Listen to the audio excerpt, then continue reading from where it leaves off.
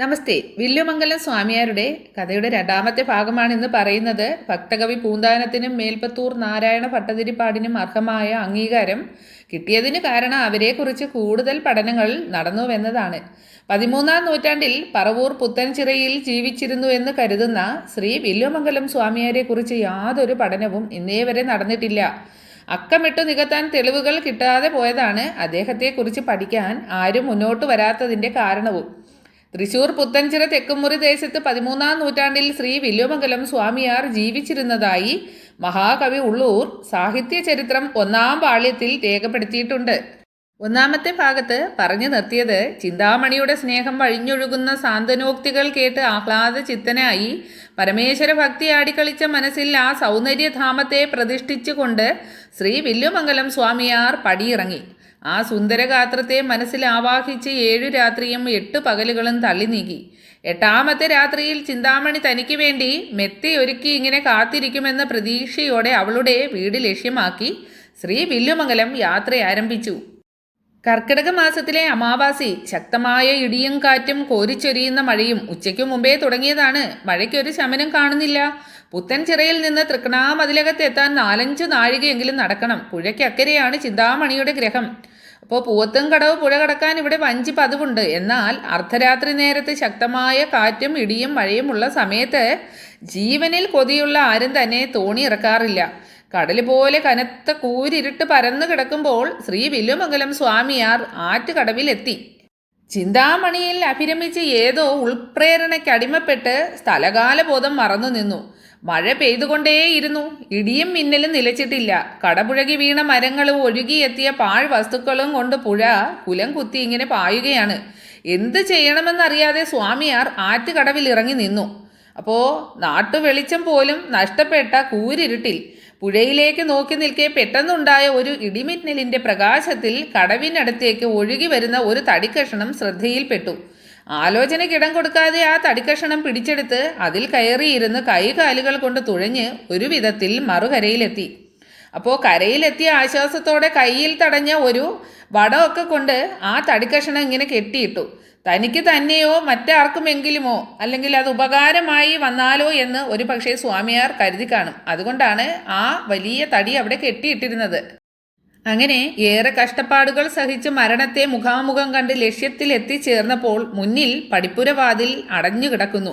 ചുറ്റും ഉയർന്ന മതിൽക്കെട്ടും തന്നോട് ഇന്നത്തെ രാത്രിയിൽ സന്ധിക്കാമെന്ന് പറഞ്ഞിട്ടും എന്തുകൊണ്ടാണ് ചിന്താമണി പടിപ്പുരവാതിൽ അടച്ചിട്ട് ഇങ്ങനെ കുറ്റിയിട്ടത്? അവൾ തന്നെ വീണ്ടും പരീക്ഷിക്കുകയാണോ? ഒരു നിമിഷം സ്വാമിയാർ ഇങ്ങനെ കൊട്ടിയടയ്ക്കപ്പെട്ട പടിപ്പുരവാതിലിന് മുന്നിൽ ചിന്താമഗ്നനായി നിന്നു.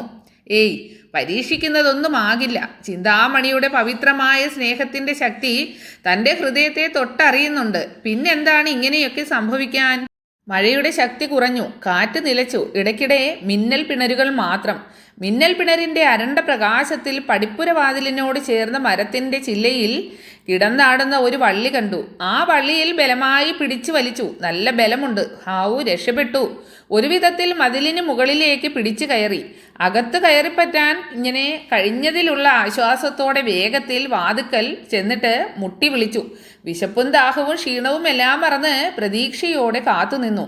വാതിൽ പാളികൾ ഓരോന്നായി തുറക്കുന്നതും അതേപോലെ തന്നെ തുടൽവിളക്കിൽ തിരി നീട്ടുന്നതും സ്വാമിയാരുടെ മനസ്സിങ്ങനെ തൊട്ടറിഞ്ഞു. അപ്പോൾ തുടൽവിളക്കുമായി വന്ന് വാതിൽ തുറന്ന ചിന്താമണി മഴയിൽ നനഞ്ഞു കുതിർന്ന് കിതച്ചുകൊണ്ട് നിൽക്കുന്ന സ്വാമിയാരെ കണ്ട് വിശ്വസിക്കാനാവാതെ അന്തം വിട്ടു നിന്നു. ഇതെങ്ങനെ സംഭവിച്ചു? ഈ രാത്രിയിൽ സ്വാമിയാരെ ദർശിക്കാൻ കഴിയുമെന്ന് ചിന്താമണി സ്വപ്നത്തിൽ പോലും കരുതിയിരുന്നില്ല. കാരണം അദ്ദേഹത്തിന് കടന്നു വരാനുള്ള എല്ലാ വഴികളും നേരത്തെ തന്നെ അടച്ച് ഭദ്രമാക്കിയിരുന്നു. സന്ധ്യയ്ക്ക് മുമ്പേ കടവിൽ നിന്ന് തോണികളെല്ലാം നീക്കിയിരുന്നു. എന്നിട്ടും എങ്ങനെയാണ് സ്വാമിയാർ മതിൽക്കെട്ടിനകത്തേക്ക് പ്രവേശിച്ചത്?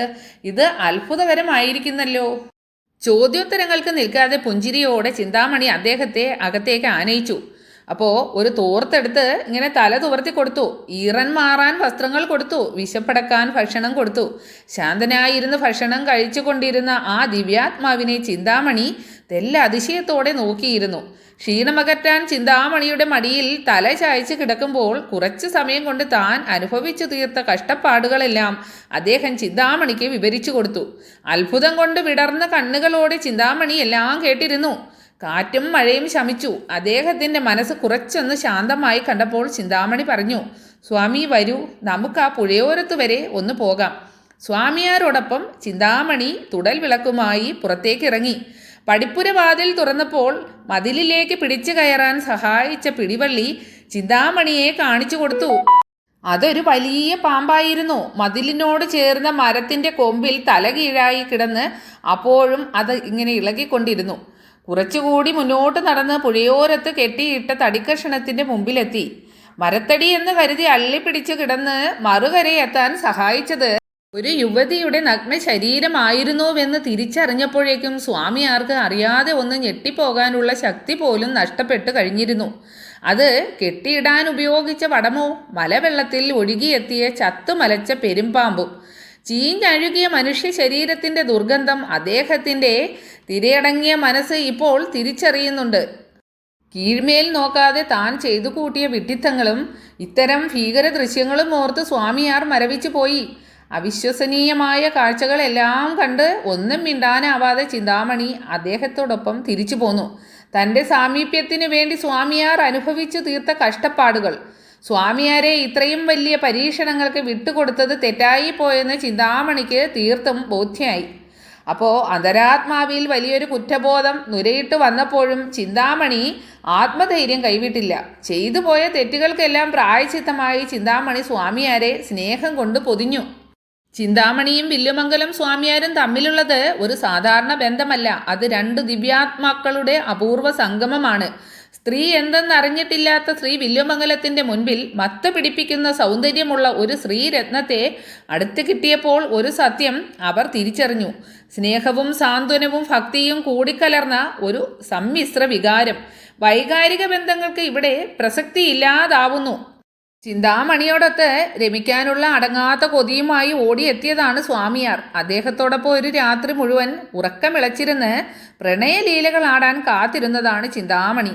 പവിഴാധരങ്ങളിൽ മധുര ചുംബനങ്ങൾ നൽകി ആലിംഗനബദ്ധരായി കിടക്കുന്നതിനു അപ്പുറം അവരുടെ ബന്ധം വളരുന്നില്ലെന്ന് ഇരുവർക്കും തിരിച്ചറിവുണ്ടായി. ഇരുവർക്കും എന്തൊക്കെയോ ദിവ്യശക്തികളുണ്ട്. അത് കണ്ടെത്തി വളർത്താനാണ് ഭഗവാൻ അവരെ കൂട്ടിച്ചേർത്തിട്ടുള്ളത്. നാളെ തിരുവാതിരയാണ്. വടക്കുന്നാഥനെ കണ്ട് വണങ്ങണം. ഞാനൊരു ആലിലെ താലി വാങ്ങിയിട്ടുണ്ട്. ഒരു മഞ്ഞച്ചരടിൽ കോർത്ത് കെട്ടാം. വടക്കുന്നാഥനല്ലേ നമ്മളെ കൂട്ടിച്ചേർത്തേ. എല്ലാം അവിടുത്തെ നടക്കൽ വെച്ച് തന്നെ ആയിക്കോട്ടെ. മനസ്സോട് ചേർത്ത് സ്വാമിയുടെ കൈത്തണ്ടയിൽ തലവെച്ച് കിടക്കുമ്പോൾ ചിന്താമണി പറയാൻ ആഗ്രഹിച്ചത് സ്വാമിയാരുടെ നാവിൻ തുമ്പിൽ നിന്ന് ഉതിർന്നു കേട്ടപ്പോൾ അറിയാതെ മനം കുളിർത്തു. ഇതൊരു മഹാ അത്ഭുതമാണല്ലോ. ചിന്താമണിയുടെ മനസ്സ് വായിച്ചെടുക്കാൻ സ്വാമിയാർക്ക് കഴിയുന്നു. ആ കണ്ണുകളിലെ തിളക്കം കണ്ടപ്പോൾ അദ്ദേഹം പൊതിയുടെ കെട്ടഴിച്ച് ചിന്താമണിയുടെ കയ്യിലേക്ക് കൊടുത്തു. കല്യാണപ്പുടവയും താലിയും ഇരു കൈകളും നീട്ടി വാങ്ങി മാറോട് ചേർത്ത് എല്ലാറ്റിനും കാരണക്കാരനായ ശ്രീ വടക്കുന്നാഥനെ മനസ്സിൽ ധ്യാനിച്ചു. വടക്കുന്നാഥൻ മനസ്സറിഞ്ഞ് സമ്മാനിച്ച ഈ ദിവ്യരത്നം ജീവിതകാലം മുഴുവൻ തന്നോടൊപ്പം ഉണ്ടാകണമെന്ന് ചിന്താമണി മനസ്സുരുകി പ്രാർത്ഥിച്ചു.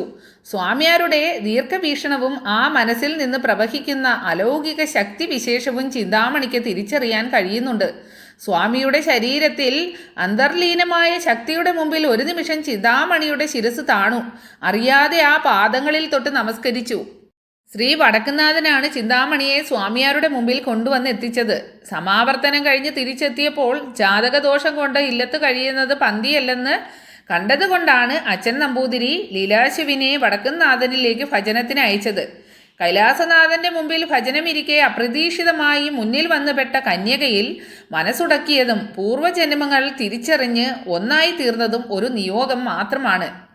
സമാവർത്തനം കഴിഞ്ഞ് തിരിച്ചെത്തിയ 18-ാം വയസ്സിലാണ് വില്ലുമംഗലം ഭക്തിയുടെ മാർഗത്തിലേക്ക് തിരിഞ്ഞത്. എന്നാൽ ചിന്താമണിയാകട്ടെ ഓർമ്മ വെച്ച കാലം മുതൽ എന്നും ഭക്തിയുടെ നിറവിൽ തന്നെയായിരുന്നു. കുട്ടിക്കാലത്ത് അച്ഛനമ്മമാരുടെ കയ്യിൽ തൂങ്ങി ഒരു സുപ്രഭാതത്തിൽ അവരെല്ലാം നഷ്ടപ്പെട്ട് ജീവിതത്തിൽ തനിച്ചായപ്പോഴും ഇടയ്ക്കൊക്കെ വടക്കുന്നാഥനെ ദർശിക്കാൻ എത്തിക്കൊണ്ടിരുന്നു. ജീവിതയാത്രയിൽ താൻ തനിച്ചാണെന്നും സ്നേഹവും സാന്ത്വനവും നൽകി പരിചരിക്കാൻ തനിക്കൊരിണയെ കണ്ടെത്തിത്തരണമെന്നും ചിന്താമണി വടക്കുന്നാഥനോട് പ്രാർത്ഥിക്കുമായിരുന്നു. അങ്ങനെ ഒരു ദിവസം ശ്രീ പാർവതി പരമേശ്വരന്മാരോട് മനമുരുകി പ്രാർത്ഥിച്ച് കണ്ണു തുടച്ച് തിരിയുമ്പോൾ അപ്രതീക്ഷിതമായാണ് ശ്രീ വില്ലുമംഗലത്തിൻ്റെ മുന്നിൽ വന്നുപെട്ടത്. ആദ്യ ദർശനത്തിൽ തന്നെ മനസ്സൊന്നുടക്കിയെങ്കിലും അപരിചിതനും കാഷായ വേഷധാരിയും തേജസ്വരൂപനുമായ ആ യുവകോമളന്റെ മുൻപിൽ ഒന്നും മിണ്ടാനാവാതെ മുന്നോട്ട് നടക്കുകയാണ് ഉണ്ടായത്. എന്നാൽ ഒന്ന് പിന്തിരിഞ്ഞ് നോക്കാതിരിക്കാനായില്ല. വില്ലുമംഗലത്തെ കണ്ടെത്തിയതും പൂർവജന്മം തിരിച്ചറിഞ്ഞ് ഒന്നായി ചേരാനുള്ള മഹാഭാഗ്യമുണ്ടായതും താൻ മനസ്സിൽ വെച്ച് ആരാധിക്കുന്ന വടക്കുംനാഥൻ്റെ കാരുണ്യ കടാക്ഷം കൊണ്ടാണെന്ന് ചിന്താമണി വിശ്വസിച്ചു. ശ്രീ വില്ലുമംഗലം സ്വാമിയാരും ചിന്താമണിയും എല്ലാം മറന്ന് വളരെ ആഹ്ലാദത്തോടെ ജീവിക്കുകയാണ്. എന്നാൽ അവരുടെ സുഖകരമായ ജീവിതത്തിനിടയിൽ ഒരു നാൾ അദ്ദേഹം വളരെ അസ്വസ്ഥനായി കാണപ്പെട്ടു. ഇത്രയേറെ വ്യാകുലതയോടെ വില്ലുമംഗലത്തെ മുമ്പൊരിക്കലും ചിന്താമണി കണ്ടിട്ടില്ല. ചിന്താമണി അതിൻ്റെ കാരണം തിരക്കി. വളരെ നിർബന്ധിച്ച് തിരക്കിയപ്പോൾ സ്വാമിയാർ കുറച്ച് മടിയോടെ പറഞ്ഞു, നാളെ അച്ഛൻ്റെ ശ്രാദ്ധാണ്. പെരിയാറിൻ്റെ തീരത്ത് രാത്രി ധ്യാനം ഇരുന്ന് പുലർച്ചെ കുളിച്ച് ബലിയിടണം. നിന്നെ പിരിഞ്ഞിരിക്കേണ്ട കാര്യം ഓർക്കുമ്പോൾ പോകാൻ എനിക്ക് തോന്നണില്ലിട്ടോ. അങ്ങനെ ഒരു നിമിഷം ചിന്താമണിയും സ്വാമിയാരും പരസ്പരം ഇങ്ങനെ നോക്കിയിരുന്നു. സ്വാമിയെ പിരിഞ്ഞിരിക്കാൻ സത്യത്തിൽ ചിന്താമണിക്കും വിഷമമുണ്ട്. പക്ഷേ അത് പുറത്തു കാട്ടാതെ സ്വാമിയാരുടെ കവിളിൽ തലോടി ആശ്വസിപ്പിച്ചുകൊണ്ട് ചിന്താമണി ഇങ്ങനെ പറഞ്ഞു, ഒരൊറ്റ ദിവസത്തെ കാര്യമല്ലേ സ്വാമി. അച്ഛൻ്റെ ആത്മശാന്തിക്ക് വേണ്ടി അങ്ങ് വ്രതം ആചരിച്ച് തീർത്ഥസ്ഥാനത്ത് ധ്യാനം ഇരുന്ന് ബലികർമ്മങ്ങൾ നടത്തണം. കൂട്ടിനൊരു പെണ്ണിനെ കിട്ടിയത് കൊണ്ട് ആചാര അനുഷ്ഠാനങ്ങളിലൊന്നും അമാന്തം കാണിക്കരുത്. സ്വാമി പോയി വരൂ, ഞാൻ പ്രാർത്ഥിക്കാം. ചിന്താമണിയുടെ സാന്ത്വനോക്തികൾ കേട്ട് അച്ഛനോടുള്ള കടപ്പാടുമായി ശ്രീ വില്ലുമംഗലം സ്വാമിയാർ പെരിയാറിൻ്റെ തീരത്തേക്ക് യാത്രയായി. 5-8 നാഴിക കാൽനടയായി നടന്നു വേണം പെരിയാറിൻ്റെ തീരത്തെത്താൻ. പുഴയ്ക്കക്കരെയാണ് തീർത്ഥസ്ഥാനം. സന്ധ്യയ്ക്ക് മുമ്പേ തന്നെ വില്ലുമംഗലം തീർത്ഥക്കരയിലെത്തി. കുളിയും തേവാരവും കഴിഞ്ഞ് ധ്യാനത്തിൽ മുഴുകി. പക്ഷേ മനസ്സുറയ്ക്കുന്നില്ല. കണ്ണടച്ച് ധ്യാനിക്കുമ്പോൾ ചിന്താമണിയുടെ രൂപമാണ് മുന്നിൽ തെളിയുന്നത്. ചിന്താമണിയെ ഒരു നിമിഷം പോലും പിരിഞ്ഞിരിക്കാൻ കഴിയാത്ത അവസ്ഥ. തൃക്കണാമതിലകത്ത് പോയി ചിന്താമണിയോടൊപ്പം മനസ്സ് ചുറ്റിത്തിരികയാണ്. ഏതോ ഒരു ഉൾവിളി പോലെ വില്ലുമംഗലം തീർത്ഥക്കരയിൽ നിന്ന് എഴുന്നേറ്റു. ഇടം വലം നോക്കാതെ മുന്നോട്ട് നടന്നു. തെറ്റും ശരിയും വിവേചിക്കാനാവാതെ ഒരു സങ്കല്പ ലോകത്തിലൂടെ ആയിരുന്നു വില്ലുമംഗലത്തിൻ്റെ പ്രയാണം. അർദ്ധരാത്രി നേരത്ത് കൂരിരുട്ടിലൂടെ വില്ലുമംഗലം കുതിച്ചു. തൃക്കണാമതിലകത്തെത്താൻ നാഴികയേറെ താണ്ടാനുണ്ടെന്ന കാര്യം പോലും മനസ്സിൽ നിന്നും മറഞ്ഞു കഴിഞ്ഞിരിക്കുന്നു. മുന്നിൽ ചിന്താമണിയും അവളുടെ ഗ്രഹവും മാത്രം. നിശ്ചയദാർഢ്യമുള്ള വില്ലുമംഗലത്തിൻ്റെ മുമ്പിൽ പ്രതിബന്ധങ്ങളെല്ലാം വന്ന് കീഴടങ്ങുകയാണ്. എത്രയും വേഗം ചിന്താമണിയുടെ അരികിലെത്തി അവളോടൊത്ത് ശയിക്കാനുള്ള അടങ്ങാനാവാത്ത മോഹത്താൽ അച്ഛൻ്റെ ആത്മാവും ശ്രാദ്ധകർമ്മങ്ങളും കടപ്പാടുമെല്ലാം എവിടെയോ പോയി മറഞ്ഞു. ശ്രീ പരമേശ്വരനെ പ്രതിഷ്ഠിച്ച മനസ്സിൽ ചിന്താമണിയെ പ്രതിഷ്ഠിച്ചുകൊണ്ട് വില്ലുമംഗലം അജ്ഞാതമായ ഒരു ശക്തി വിശേഷത്തോടെ ഇങ്ങനെ ഒഴുകുകയായിരുന്നു. പാതിരാത്രിയിൽ വില്ലുമംഗലം കടന്നു വന്ന് വാതിൽക്കൽ മുട്ടി വിളിക്കുമ്പോൾ ചിന്താമണി പൂജാമുറിയിൽ ധ്യാനത്തിലായിരുന്നു. അപ്പോൾ ഏകാഗ്ര ധ്യാനത്തിൻ്റെ ഏതോ നിമിഷത്തിൽ പ്രിയതമൻ്റെ നേർത്ത ശബ്ദം ചിതറി വീണപ്പോൾ ചിന്താമണി ഞെട്ടിപ്പിടഞ്ഞെഴുന്നേറ്റ് ഓടി വന്ന് വാതിൽ തുറന്നു. അവശനായ വില്ലുമംഗലം വാതിൽ പടിയിന്മേൽ ഇങ്ങനെ ചാരിയിരിക്കുകയാണ്. ചിന്താമണി വേഗത്തിൽ അദ്ദേഹത്തെ പിടിച്ചെഴുന്നേൽപ്പിച്ച് അകത്തേക്ക് കൊണ്ടുപോയി. ക്ഷീണമകറ്റാനായി ഏറെ നേരം ചിന്താമണിയുടെ ചൂട് പറ്റി കിടന്നു. ഒരു നിമിഷം പോലും പിരിഞ്ഞിരിക്കാൻ പറ്റാത്ത അവസ്ഥയെക്കുറിച്ച് വില്ലുമംഗലം പറഞ്ഞപ്പോൾ ചിന്താമണി തിരിച്ചൊന്നും ഉരിയാടിയില്ല. അദ്ദേഹത്തിൻ്റെ മനസ്സ് കുറച്ച് ശാന്തമായി കണ്ടപ്പോൾ അവൾ വില്ലുമംഗലത്തെ സാവധാനം പൂജാമുറിയിലേക്ക് കൊണ്ടുപോയി. അവിടെ സാളഗ്രാമം പൂജയ്ക്ക് വെച്ചിരുന്നു. ചിന്താമണി ശബ്ദമൊതുക്കി പറഞ്ഞു, സ്വാമി, എന്നെക്കുറിച്ചുള്ള അവിടുത്തെ ചിന്ത ഭഗവാനിലേക്ക് തിരിച്ചു വിട്ടിരുന്നെങ്കിൽ നമുക്ക് മോക്ഷം കിട്ടുമായിരുന്നല്ലോ. അങ്ങയുടെ ഈ സുഹൃത ജന്മം വെറും ഭോഗാസക്തിക്ക് വേണ്ടി പാഴാക്കി കളയരുത്. ചിന്താമണിയുടെ വാക്കുകൾ ഒരു അശരീരി പോലെ വില്ലുമംഗലത്തിൻ്റെ ആത്മാവിനെ തൊട്ടുണർത്തി. ഏകാഗ്രചിത്തനായി സാളഗ്രാമത്തിലേക്ക് മാത്രം മിഴിനട്ട് ധ്യാനിച്ചിരുന്നു. ചിന്താമണിയുടെ വാക്കുകൾ അമൃതവർഷം പോലെ മനസ്സിൽ പെയ്തിറങ്ങി. അകക്കണ്ണ് തുറക്കാൻ ഒരു നിമിത്തം മാത്രമായിരുന്നു ആ വാക്കുകൾ. സാളഗ്രാമത്തിലേക്ക് മാത്രം ഏകാഗ്രമായി നോക്കിയിരിക്കെ ഒരു മഹാത്ഭുതം സംഭവിച്ചു. സാളഗ്രാമം സാക്ഷാൽ ഉണ്ണികൃഷ്ണനായി രൂപാന്തരം പ്രാപിച്ചു.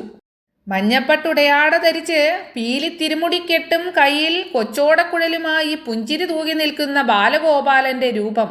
കണ്ണാ വില്ലുമംഗലം ആ തൃപ്പാദങ്ങളിൽ വീണ് നമസ്കരിച്ച് തലയുയർത്തി നോക്കുമ്പോഴേക്കും ഭഗവാന്റെ രൂപം മാഞ്ഞു കഴിഞ്ഞിരുന്നു.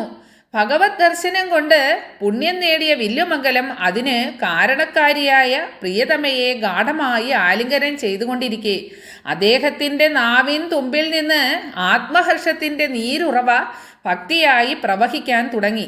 ഭക്തിസാന്ദ്രമായ വരികൾ അനുസ്യൂതമായി ഒഴുകാൻ തുടങ്ങിയപ്പോൾ ചിന്താമണി അതെല്ലാം വേഗത്തിൽ എഴുത്തോലയിൽ പകർന്ന് ഇങ്ങനെ എടുത്തുകൊണ്ടിരുന്നു. അപ്പോൾ കിഴക്ക് ചക്രവാളത്തിൽ പുലരി വിടർന്നതിന് മുമ്പ് ശ്രീ വില്ലുമംഗലം സ്വാമിയാർ ശ്രീകൃഷ്ണ കർണാവൃതം ചൊല്ലിത്തീർന്നു. അപ്പോൾ വില്ലുമംഗലം സ്വാമിയാരുടെയും ഉണ്ണിക്കണ്ണൻ്റെയും അതിമനോഹരമായ ഈ കഥയുടെ രണ്ടാമത്തെ ഭാഗം ഇവിടെ നിർത്തുകയാണ്. അടുത്ത ഭാഗം ഉടനെ തന്നെ കേൾക്കാം.